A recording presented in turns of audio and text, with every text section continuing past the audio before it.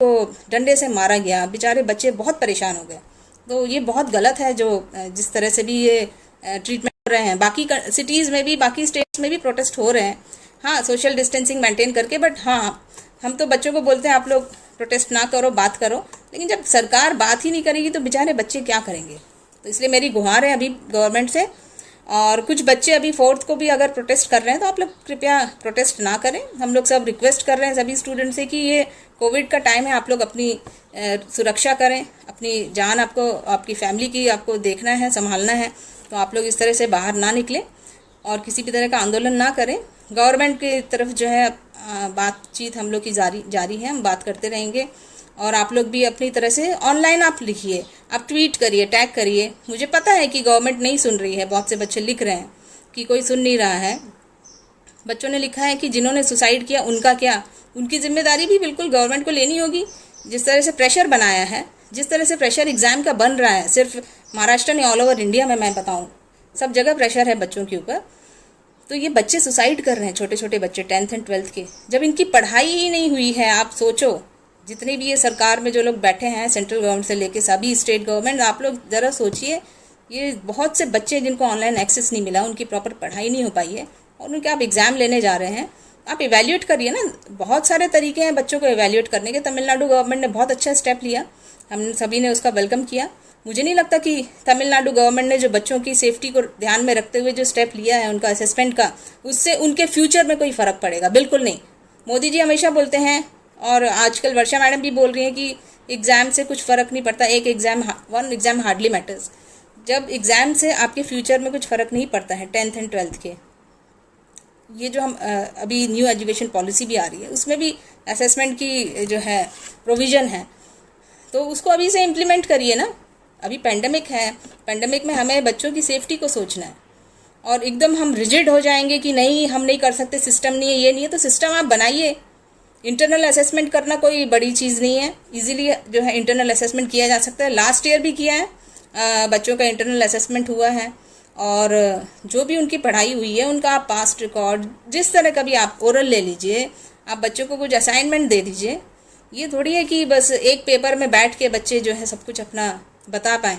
पढ़ाई नहीं हुई है तो ये बच्चे एग्ज़ाम किस तरह से देंगे, ये सवाल जो है उठने लगे हैं ऑल ओवर इंडिया में। काफ़ी एसोसिएशंस, NGOs, एक्टिविस्ट इस बात को बोल रहे हैं कि बिल्कुल जो है बच्चों को किसी भी तरह से रिस्क में नहीं हमें डालना होगा, उनकी सेफ्टी हमारी सबसे प्रायोरिटी है।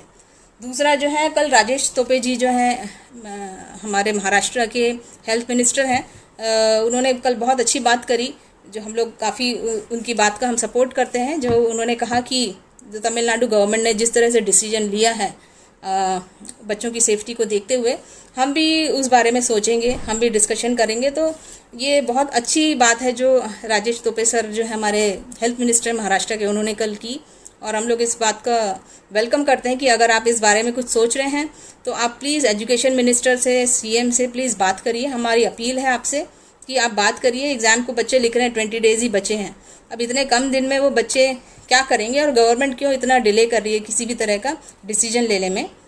तो आप डिसीजन लीजिए। एग्ज़ाम कराना इस कंडीशन में तो बहुत मुश्किल है, हम सभी जानते हैं। और उनको फिर से अगर आप जून में बोलेंगे कि आप फिर से अपीयर हो जाएं, वो बच्चे पढ़ेंगे कैसे, आप ये भी सोचिए। कोविड की कंडीशन में हॉस्पिटल में बेड्स नहीं मिल रहे हैं। मेरी बिल्डिंग में आज कल रात भर वो एम्बुलेंस खड़ी रही, वो जो क्रिटिकल हो गए थे पेशेंट, हमारी बिल्डिंग में रहते हैं, उनको बेड भी नहीं मिला कल। बहुत मुश्किल से, बड़ी जद्दोजहद से जो है बेड मिला है कल, जबकि महाराष्ट्र के CM बोल रहे हैं बेड्स अवेलेबल हैं, लेकिन एक्चुअल में बेड्स नहीं मिल रहे हैं पब्लिक को, जनरल पब्लिक को तो बिल्कुल नहीं मिल रहा है। आपकी कोई पहचान है, लिंक है, तभी आपको जो है बेड्स मिल पा रहे हैं। सोचिए बाद में क्या होगा, ये बच्चे कैसे कुछ हो जाता है तो कैसे इनका आगे हम भविष्य उज्जवल कर पाएंगे। अगर ये बच्चों को ही तकलीफ हो गई, इनको ही ये कोविड हो गया, कुछ कॉम्प्लिकेशन आ गए, उनकी फैमिली को आ गए, तो हम कैसे इन बच्चों का भविष्य सुधार पाएंगे। तो इसलिए safety is what is the first priority government should focus on, that the safety is very important at this stage. और हम लोग इस कंडीशन में नहीं हैं कि हम ये संभाल पाएँ। गवर्नमेंट जितना भी क्लेम कर ले कि नहीं हम करा पाएंगे, बट पॉसिबल नहीं है। बहुत से बच्चे मुझे लिख रहे हैं कि बहुत से बच्चे जो पुणे से और भी नागपुर से, वर्धा, पता नहीं कहाँ कहाँ से बच्चे, भीड़, छोटे छोटे जगह से बच्चे लिख रहे हैं और बता रहे हैं कि हमारा जो हॉस्टल है बंद हो गया है, हम पूना में पढ़ते हैं, हमको होम सेंटर चाहिए, हम लोग कॉलेज में जाके एग्ज़ाम देने में मुश्किल होगी। बहुत से बच्चे जो हैं घर वापस जा चुके हैं। तो इन सब बच्चों के बारे में भी सोचना होगा। हमने वर्षा मैडम को बोला था कि आप इस बारे में सोचिए, बट हाँ, राज ठाकरे सर ने कल बहुत हेल्प करी। राज ठाकरे सर का मैं धन्यवाद देना चाहूँगी। आज मैं बिल्कुल मेरे माइंड से निकल गया। राज ठाकरे सर और उनकी टीम ने कल, मैं बताना चाहूँगी, इतना सपोर्ट किया बच्चों को। जब बुरी तरह से उनको पुलिस स्टेशन ले जाया गया, हमें बच्चों ने नंबर्स भेजे, मैंने कांटेक्ट किया पर्सनली, और उनके जो भी टीम मेंबर्स थे सब ने इमीडिएटली जो है पुलिस डिपार्टमेंट में हर जगह फ़ोन करके जो है बच्चों को कल वहाँ से निकलवाया पुलिस स्टेशन से। बहुत उन्होंने हेल्प करी। और इस बारे में बहुत हम लोग, मतलब मैं रिक्वेस्ट करूँगी कि गवर्नमेंट जो है सीरियसली इस बात को समझे और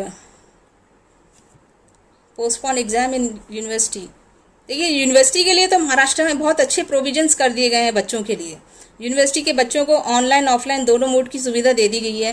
बट जहाँ तक स्टूडेंट्स हैं, छोटे छोटे 10th और 12th के बच्चे हैं, उनके लिए कोई भी इस तरह की सुविधा नहीं दी गई है। इनफैक्ट अभी 9th और 11th के बच्चों के बारे में भी कोई डिसीजन लिया नहीं है महाराष्ट्र गवर्नमेंट ने। तो आई एम रियली सरप्राइज, क्या क्रिटिकल कंडीशन है और एजुकेशन सेक्टर को आप इस तरह से जो है इग्नोर कर रहे हैं। ये बहुत गलत है। एजुकेशन सेक्टर को इस तरह से जो है हमारे चीफ मिनिस्टर इग्नोर नहीं कर सकते। कल भी जब उनका कल रात में जब वो लाइव आए थे तो बहुत से बच्चे जो है रुके हुए थे कि उनके लिए कुछ बात करेंगे, बट उन्होंने कुछ भी कल जो है एजुकेशन सेक्टर के बारे में कुछ नहीं बात किया। आप सभी होटल हैं, होटल इंडस्ट्री है, बाकी इंडस्ट्रीज़ हैं, सबके बारे में आप डिस्कस कर रहे हैं, बट अब एजुकेशन सेक्टर के बारे में बिल्कुल नहीं बात कर रहे हैं। सीएम सर जो हैं, मेरी उनसे अपील है, आज भी उनकी मीटिंग है, आज भी उनकी जो है अर्जेंट मीटिंग है कोविड को लेते हुए। जितनी भी इंडस्ट्रीज़ हैं, जितने भी मार्केट्स हैं, ये जो भी हैं, सभी प्राइवेट इंडस्ट्रीज़ के लिए उन्होंने आज मीटिंग रखी हुई है, कंपनीज़ के लिए, कि किस तरह से उनको किया जाए उनके लिए। बट उन्होंने कहीं भी एजुकेशन सेक्टर के बारे में कुछ भी बात नहीं करी सीएम ने। ये बहुत ही, हाँ, मतलब बहुत सीरियस ये मामला है कि आप इस तरह से इग्नोर कर रहे हैं। बच्चे इसलिए तो कल गुहार लगाने गए थे कि भाई सीएम हमारी सुने, उसके बाद भी अगर सीएम इग्नोर कर रहे हैं तो ये बहुत ही सीरियस इशू है। और सीएम से मैं रिक्वेस्ट करूंगी, उद्धव सर से, कि आप जो एजुकेशन सेक्टर के बारे में भी सोचें। आप बच्चों के जो एग्ज़ाम्स हो रहे हैं या जिस तरह से भी आप करा रहे हैं, मुझे पता है आप नहीं करा पाएंगे, 101% हम सभी जानते हैं। हम लोग ये पहले से बोलते आ रहे हैं कि मेडिकल इंफ्रास्ट्रक्चर जो है महाराष्ट्र में अभी क्रैश हो जाएगा ऑलमोस्ट। और देखिए, कल सीएम सर ने बोल भी दिया कि 15-20 डेज़ के बाद हमारे पास कोई भी मेडिकल फैसिलिटी अवेलेबल नहीं रहेगी। तो इन बच्चों का क्या होगा जो एग्ज़ाम देने जाएंगे, उनके साथ उनके पेरेंट्स, टीचर्स भी लिख रहे हैं। मुझे टीचर्स को फोर्सफुली बुलाया जा रहा है कॉलेजेस में, स्कूल्स में, कि आप आएँ असाइनमेंट के लिए। अरे क्यों बुला रहे हैं आप लोग ऑनलाइन या किसी अलग तरीके से कुछ असेसमेंट का पैटर्न कर लिए। साल भर जो पढ़ाई हुई है, अब तो ईयर एंड हो गया है, साल भर जो भी आपने पढ़ाई कराई है उसके बेसिस पे आप बच्चों को असेसमेंट करके प्रमोट करिए। यूजीसी गाइडलाइंस तो हैं बिल्कुल क्लियर। तो जब यूनिवर्सिटी इन सब के लिए डिसीजन लिया जा रहा है, यूनिवर्सिटी में भी कभी तो इस तरह का एग्ज़ाम नहीं होते थे। यूनिवर्सिटी में भी, जो कॉलेज लेवल में भी जो है, प्रॉपर ऑफलाइन एग्ज़ाम होते थे। बट कॉलेज के लिए लेवल पे भी जब इस तरह की सुविधा उपलब्ध कराई जा रही है, जहां ऑनलाइन ऑफलाइन या इंटरनल असेसमेंट से बच्चों को पास किया जा रहा है, चाहे वो कोई भी यूनिवर्सिटी हो, तो ये 10th और 12th और सीबीएसई आईसीएसई के बच्चे भी लिख रहे हैं, उनके लिए भी मैं ये कहना चाहूँगी मोदी जी से कि सबके लिए आप लोग सोचें। सिर्फ इलेक्शन में आप लोग बिजी हैं, मोदी जी अपने वेस्ट बंगाल में बिजी हैं इलेक्शन में, महाराष्ट्र गवर्नमेंट अपना अलग बिजी है दूसरे मैटर्स में। तो ये आप लोग जो हैं, सभी गवर्नमेंट, जैसे तमिलनाडु गवर्नमेंट ने इतने अच्छे से डिसीजन लिया है, आप लोग सभी उसको सोचें, उनसे कंसल्ट करें।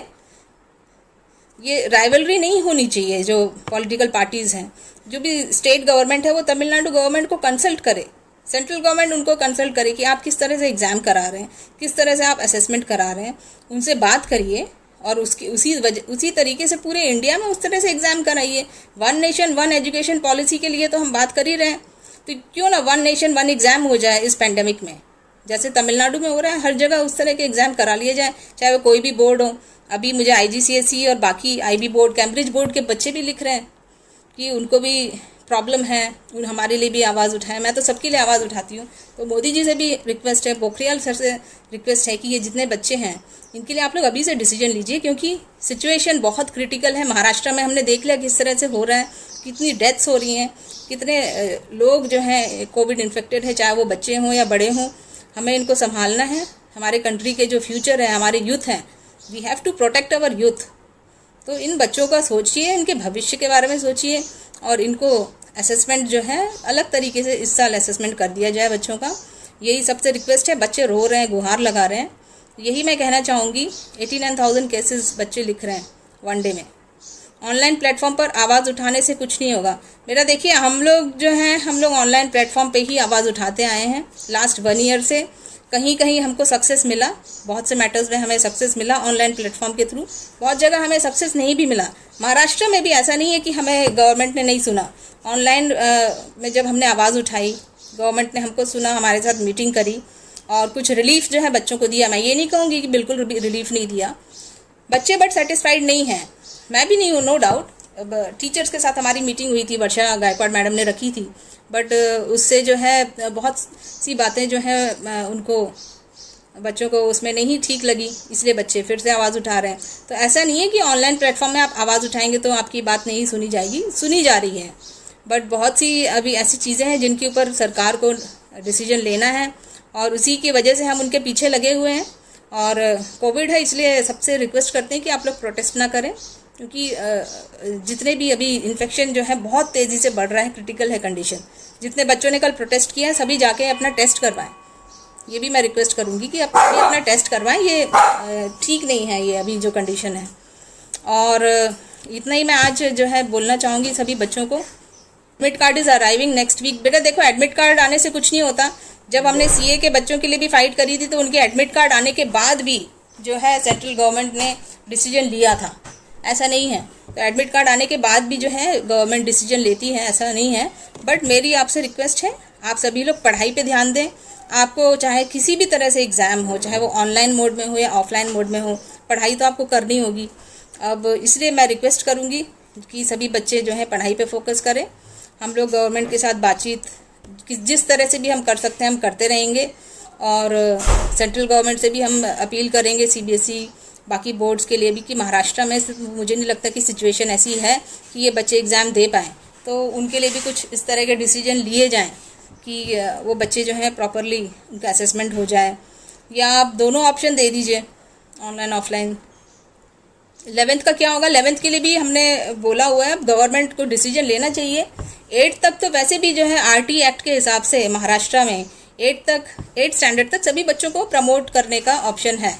तो वो महाराष्ट्र गवर्नमेंट जो है आरटी एक्ट को इम्प्लीमेंट करे, और सभी जो बच्चे हैं एटलीस्ट 8 तक सभी बच्चों को प्रमोट करें, और 9th और 11th को भी आप इजीली प्रमोट कर सकते हैं।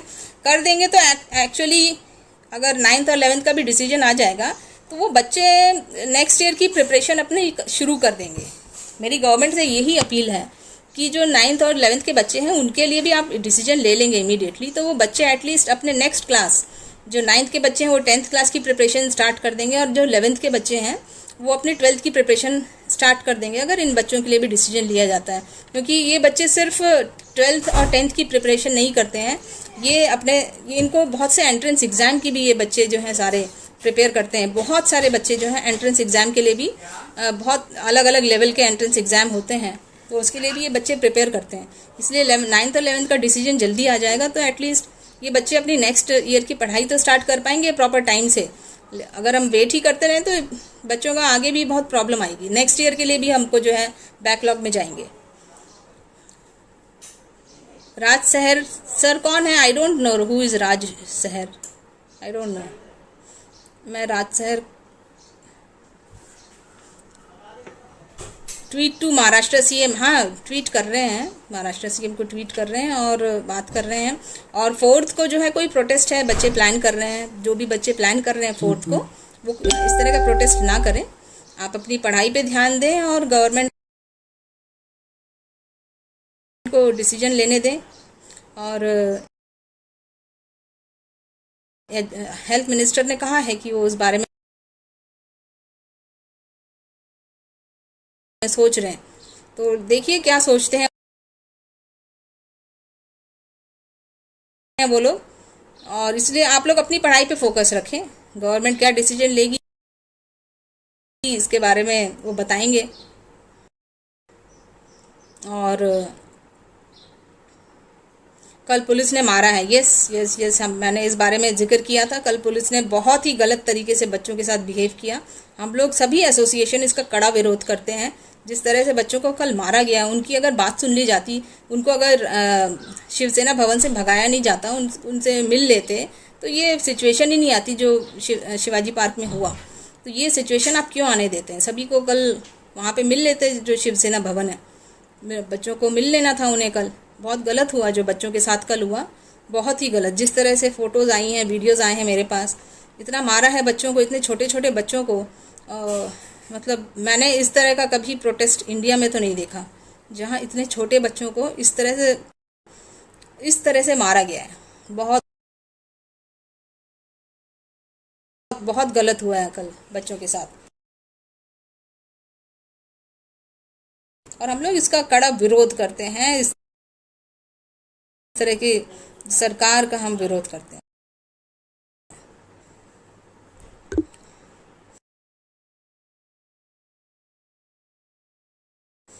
पेरेंट्स को भी मारा है।